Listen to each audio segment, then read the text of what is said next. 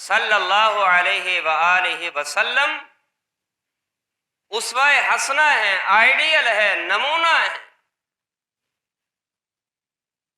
آپ سے قبل جتنے بھی نبی تشریف لائے، کوئی اپنی قوم کے لیے، کوئی کسی خاص شہر کے لیے، کوئی کسی خاص قبیلے کے لیے۔ حضرت نوح علیہ السلام کی نبوت بھی ایک محدود عرصے تک کی تھی، اور آپ کے بعد سیدنا اسماعیل، ابراہیم علیہ السلام، سیدنا عیسیٰ، سیدنا موسیٰ علیہ السلام، جتنے بھی نبی اس دنیا کے اندر تشریف لائے، ان تمام انبیاء علیہ السلام کی نبوت جو ہے ایک محدود تھی، اور محدود لوگوں تک کے لیے تھی، محدود علاقے کے لیے تھی۔ لیکن جب محمد الرسول اللہ صلی اللہ علیہ وسلم کی باری آئی، اللہ نے آپ کو نہ کسی خاص بستی کے لیے مبعوث فرمایا، نہ کسی خاص لوگوں کے لیے مبعوث فرمایا، نہ کسی خاص شہر کے لیے مبعوث فرمایا، نہ کسی خاص ملک کے لیے اللہ نے آپ کو مبعوث فرمایا۔ جبکہ پیارے پیغمبر علیہ السلام کی نبوت اور رسالت کی باری آئی، اللہ نے فرمایا میرے محبوب اپنی زبان نبوت سے لوگوں تک یہ اعلان پہنچا کے کہہ دیجئے، کیا؟ قل یا ایھا الناس انی رسول اللہ الیکم جمیعا، میں تم تمام کے لیے اللہ کی طرف سے ایک نمائندہ بن کے آیا ہوں، اللہ کا میسج آپ تک چھوڑنے کے لیے آیا ہوں، اللہ کا نبی اور اس کا رسول اور اس کا پیغمبر بن کے تم تمام انسانیت کے لیے اللہ نے مجھے مبعوث فرما دیا ہے۔ پتہ یہ چلا کہ آپ علیہ السلام کی نبوت اور رسالت عالمگیر ہے۔ آپ کی بعثت جو ہے وہ کسی خاص وقت، خاص لوگ، خاص علاقے، خاص ملک کے لیے نہیں، بلکہ آپ کی نبوت اور رسالت قیامت تک کے آنے والے لوگوں کے لیے ہے۔ قرآن مجید کا دوسرا مقام، اللہ پاک نے فرمایا میرے محبوب اعلان فرما دیجئے وما ارسلناک الا کافۃ للناس، اور نہیں بھیجا ہم نے آپ کو نبی بنا کر، اور نہیں بھیجا ہم نے آپ کو رسول بنا کر، الا کافۃ للناس، مگر لوگوں کے لیے کافی ہو جانے والا، لوگوں کے لیے شافی ہو جانے والا۔ پیارے پیغمبر علیہ السلام کا بیان کردہ کوئی بھی مسئلہ ایسا نہیں جس میں سننے والوں کے لیے کوئی الجھاؤ ہو، کوئی الجھاؤ ہو، کوئی بھی ایسا معاملہ نہیں، بلکہ اللہ پاک نے فرمایا کافۃ للناس، ہم نے آپ کو جو قرآن والا میسج عطا فرمایا، قرآن کا بیان والا میسج ہم نے آپ کو عطا فرمایا، پڑھنے والے پڑھتے جائیں گے، اپنے زندگی کا دستور بھی اسی کے مطابق بناتے جائیں گے۔ فرمایا بشیرا ونذیرا، آپ لوگوں کے لیے جنت کی بشارت دینے والے، آپ لوگوں کو جہنم کی سختیوں سے ڈرانے والے۔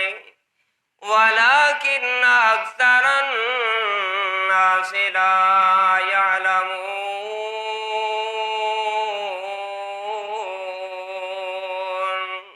لیکن اکثر لوگوں کو اس چیز کا علم نہیں، اکثر لوگ آپ کی نبوت و رسالت پر ایمان نہیں لائیں گے، اکثر لوگ آپ کو عالمگیر آپ کی نبوت و رسالت کو نہیں مانیں گے، لیکن اللہ پاک نے اعلان فرمایا قل یا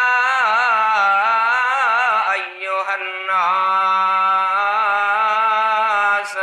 انی رسول اللہ الیکم جمیعا، پتہ یہ چلا کہ جناب محمد الرسول اللہ صلی اللہ علیہ وسلم کی پہلی خصوصیت یہ ہے، آپ کی نبوت بھی عالمگیر، آپ کی رسالت بھی عالمگیر، آپ کا میسج بھی عالمگیر، آپ کا پیغام بھی عالمگیر۔ رب العالمین نے جو آپ کو کلام عطا فرمائی وہ بھی قیامت تک کے آنے والے لوگوں کے لیے، اور اس کلام کا جو اللہ پاک نے آپ کو بیان عطا فرمایا، بیان بھی عالمگیر و قیامت تک کے آنے والے لوگوں کے لیے۔ پیارے پیغمبر صلوات و سلام کی پہلی خصوصیت مکمل ہوئی۔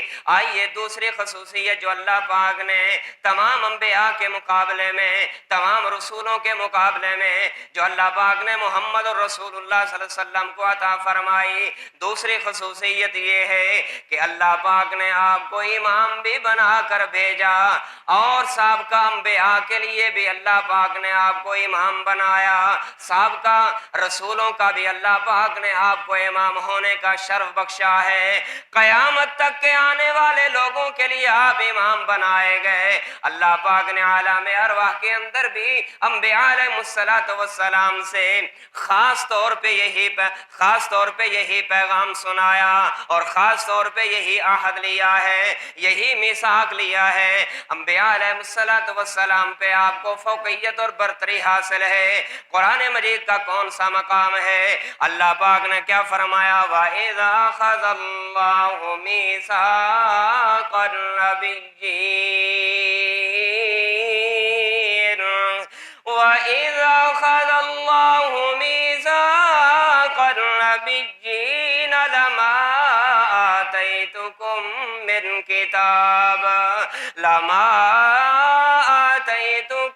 من كتاب وحكمة ثم جاءكم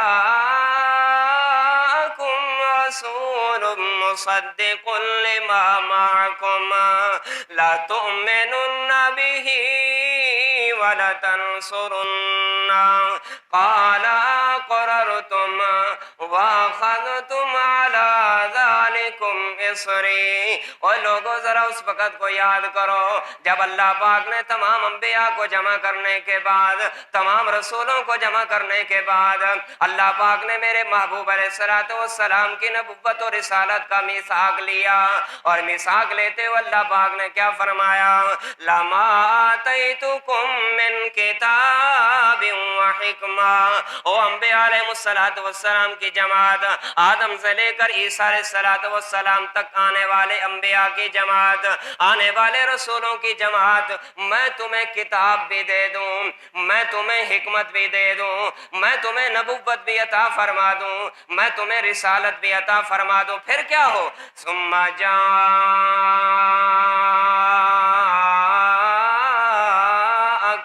رسول مصدق لما معکم، پھر اسی دوران میرا وہ رسول آ جائے، کون سا؟ جس کی خصوصیت یہ ہوگی، جس کا مقام یہ ہوگا، جس کا مرتبہ یہ ہوگا، مصدق لما معکم، اللہ نے جو تمہیں نبوت عطا فرمائی ہوگی، اللہ پاک جو تمہیں رسالت عطا فرما چکا ہوگا، وہ اس نبوت اور رسالت کی تصدیق کرنے والا بنا کر دنیا کے اندر مبعوث کیا جائے گا۔ اللہ پاک نے فرمایا لا تؤمنن بہ ولتنصرن۔ او انبیاء کی جماعت، اب اس نبی کے آ جانے کے بعد، اس رسول کے آ جانے کے بعد، اب تمہیں اپنی نبوتوں کو چھوڑنا پڑے گا، تمہیں اپنے رسالت کو چھوڑنا پڑے گا، تمہیں اپنے میسج کو چھوڑنا پڑے گا، اپنی نبوت اور رسالت کو چھوڑ کے محمد الرسول اللہ کا تابعدار بندہ بننا پڑے گا صلی اللہ۔ مانو گے؟ تسلیم کرو گے؟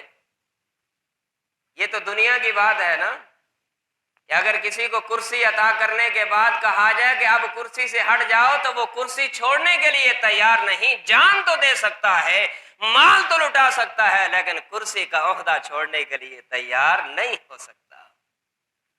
دنیا کا ہے نا یہ، لیکن اللہ پاک نے فرمایا نبوت کی کرسی پہ تم بیٹھے ہو، رسالت کے منصب پہ تم فائز ہو، اسی دوران آمنہ کا لال آ جائے، عبداللہ کا در یتیم آ جائے، زینب فاطمہ ام کلثوم کا والد آ جائے، حسنین کا نانا آ جائے، پوری کائنات کا سردار آ جائے، محمد الرسول اللہ صلی اللہ علیہ وسلم، کیا تم اپنی کرسی کو چھوڑ کے، اپنی نبوت و رسالت کے منصب کو چھوڑ کے تم محمد الرسول اللہ کا کلمہ پڑھو گے یا نہیں؟ کیا ان کے فرما بردار ہو جاؤ گے یا نہیں؟ کیا ان کے تابع دار ہو جاؤ گے یا نہیں؟ سب نے کہا اللہ تیرا جب حکم آ جائے گا تو ہم چھوڑ دیں گے، ہم اسی کے متبع ہو جائیں گے۔ سبحان اللہ، اسی کی فرما برداری کرنے میں لگ جائیں گے۔ اللہ پاک نے عالم ارواح کے اندر یہ میثاق لیا، یہ ثابت کر دیا کہ پیارے پیغمبر علیہ الصلوۃ والسلام کو تمام انبیاء پہ فوقیت بھی ہے، برتری بھی ہے۔ معراج کی رات میں آپ دیکھیں کہ آپ مکہ سے چلے، بیت المقدس میں پہنچے، بیت المقدس میں جب آپ پہنچے سیدنا جبریل علیہ الصلوۃ والسلام کے ساتھ تمام انبیاء جمع ہیں، سارے انبیاء۔ اب نماز کا وقت ہوا چاہتا ہے، کون امامت کرائے گا، کون نماز پڑھائے گا؟ دائیں بھی دیکھتے ہیں، بائیں بھی دیکھتے ہیں، اتنی دیر میں محمد الرسول اللہ صلی اللہ علیہ وسلم تشریف لائے۔ حضرت جبریل علیہ السلام نے پکڑ کے میرے پیارے پیغمبر علیہ السلام کو مصلی امامت پہ کھڑا کر کے ثابت کر دیا، جہاں نبی ہوگا وہاں اس نبی کے ہوتے ہوئے کوئی نبی بھی امام نہیں بن سکتا، اس نبی کے ہوتے ہوئے کوئی دوسرا نبی بھی امام نہیں بن سکتا، کوئی دوسرا رسول بھی امام نہیں بن سکتا۔ کیوں؟ اس لیے کہ محمد الرسول اللہ صلی اللہ علیہ وسلم اماموں کے بھی امام ہیں، اماموں کے بھی امام ہیں۔ میں آپ سے پوچھتا ہوں نوح کو نبی کس نے بنایا؟ آپ جواب دیں گے اللہ نے۔ سیدنا ابراہیم علیہ السلام کو امام کس نے بنایا؟ آپ جواب دیں گے اللہ نے۔ سیدنا موسیٰ علیہ السلام کو امام کس نے بنایا؟ آپ جواب دیں گے اللہ نے۔ میں آپ سے پوچھوں سیدنا عیسیٰ علیہ السلام کو امام کس نے بنایا؟ آپ جواب دیں گے اللہ نے۔ اور یاد رکھو لوگو، آجی جس کو اللہ امام بنائے اس اللہ کے بنائے ہوئے امام کے بعد اگر محمد الرسول اللہ صلی اللہ علیہ وسلم آ جائیں، اللہ کے بنائے ہوئے اماموں کی موجودگی میں جو ہے جب محمد الرسول اللہ صلی اللہ علیہ وسلم آ جائیں گے، یہ امام مصلی امامت پہ کھڑے ہو کے لوگوں کی امامت کر سکتے ہیں؟ نہیں، جائز ہی نہیں۔ پیارے پیغمبر علیہ السلام کی امامت کی موجودگی میں اللہ کے بنائے ہوئے امام کی امامت نہیں چل سکتی، تو بتائیے جو لوگوں کے بنائے ہوئے امام ہیں محمد الرسول اللہ صلی اللہ علیہ وسلم کے ہوتے ہوئے ان کی امامت کیسے چل سکتی ہے؟ ان کی بات کی حیثیت کیا ہو سکتی ہے؟ تو میرے بھائیوں، آپ کے ہوتے ہوئے کسی اور کو بندہ امام بنائے گا تو گمراہ، اسی طرح آپ کے ہوتے ہوئے کسی اور کی بات کو اہمیت اور فوقیت اور ترجیح دے گا تو بندہ پھر بھی گمراہ ہو جائے گا۔ سیدنا عمر فاروق رضی اللہ تعالی عنہ ایک کاغذ لائے نا، اور وہ کاغذ لے آ کے آپ کے سامنے پڑھنے لگے۔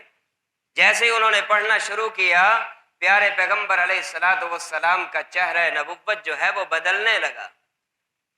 صحابہ نے عرض کیا عمر، کیا آپ رسول اللہ صلی اللہ علیہ وسلم کے چہرے کی طرف نہیں دیکھ رہے؟ کیا آپ کا چہرہ نبوت بدل چکا ہے؟ عمر فاروق رضی اللہ تعالی عنہ نے جب دیکھا کہ چہرہ متغیر ہو چکا ہے، اسی وقت انہوں نے کیا پڑھا؟ رضیت باللہ ربا وبالاسلام دینا وبمحمد نبیا۔ یہ الفاظ دہرانا شروع کر دیے، اور جو بات میں آپ کو بتانا چاہتا ہوں وہ یہ ہے کہ جب آپ کا چہرہ متغیر ہوا، عمر فاروق رضی اللہ تعالی عنہ نے یہ رضیت باللہ ربا وبالاسلام دینا وبمحمد نبیہ کے الفاظ جب دہرائے اس کے بعد پیارے پیغمبر علیہ الصلوۃ والسلام نے کیا فرمایا تھا؟ فرمایا لو کان موسیٰ حیا فاتبعتموہ وترکتمونی لظللتم عن سواء السبیل او کما قال علیہ الصلوۃ والسلام.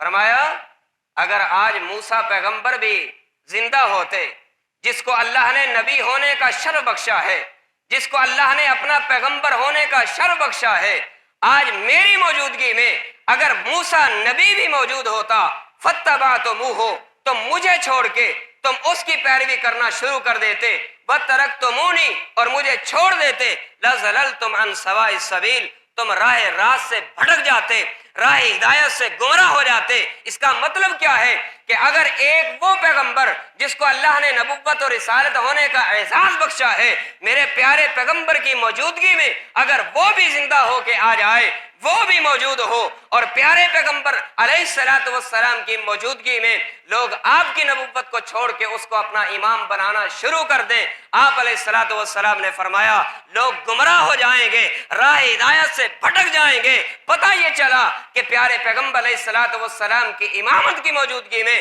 کسی دوسرے کی امامت مقبول نہیں. اسی طرح پیارے پیغمبر علیہ الصلوۃ والسلام کی بات کی موجودگی میں کسی دوسرے کی بات کی بھی کوئی اہمیت نہیں. آپ کی ذات کی بھی خصوصیت تو وہیں آپ کی بات کی بھی خصوصیت ہے.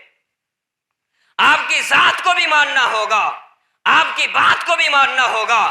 پیارے پیغمبر علیہ الصلوۃ والسلام کی ذات کی موجودگی میں کسی دوسرے نبی کی ذات کی کوئی حیثیت نہیں.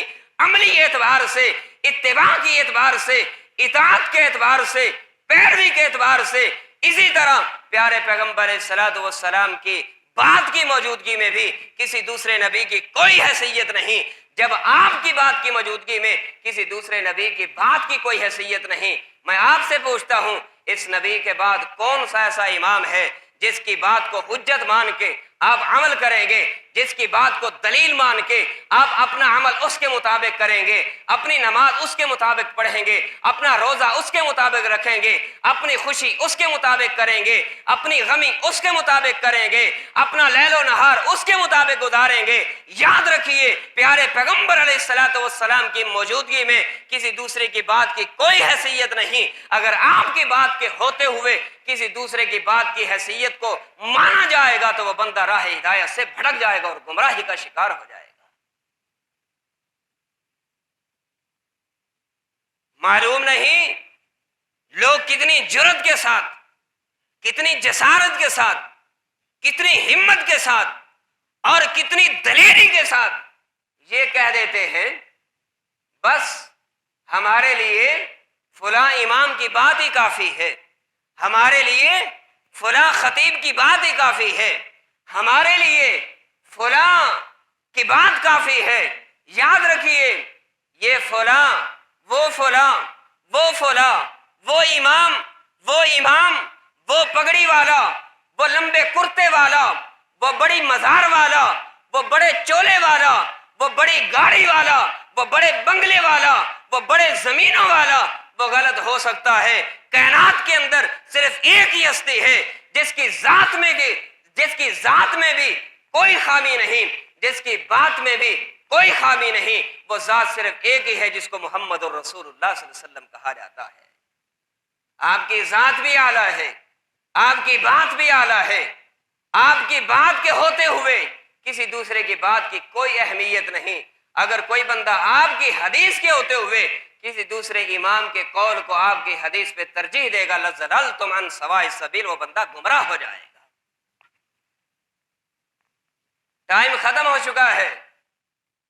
تقریر ترمذی میں یہ بات موجود ہے، امام شافعی اور امام ابو حنیفہ رحمہم اللہ دونوں کا اختلاف ہوتا ہے، اور اختلاف اس بات میں ہے کہ امام حنیفہ کہتے ہیں سودا طے ہو گیا دو فریقین میں سودا طے ہونے کے بعد اب نہ لینے والا چیز واپس کر سکتا ہے نہ دینے والا چیز واپس لے سکتا ہے.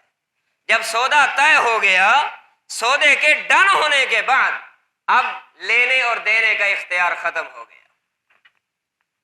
امام شافعی کہتے ہیں کہ نہیں، جہاں سودا طے ہوا ہے دونوں فریقین جب تک ایک ساتھ بیٹھے ہیں اس وقت تک دونوں فریقین میں سے ہر ایک کو اختیار ہے چیز واپس کرنے کا اور چیز واپس دینے کا اور لینے کا۔ وہ لے بھی سکتا ہے، وہ دے بھی سکتا ہے، جب تک کہ دونوں ایک اسی مجلس میں بیٹھے ہوئے ہیں۔ امام شافعی رحمہ اللہ نے یہ بات ذکر فرما دی۔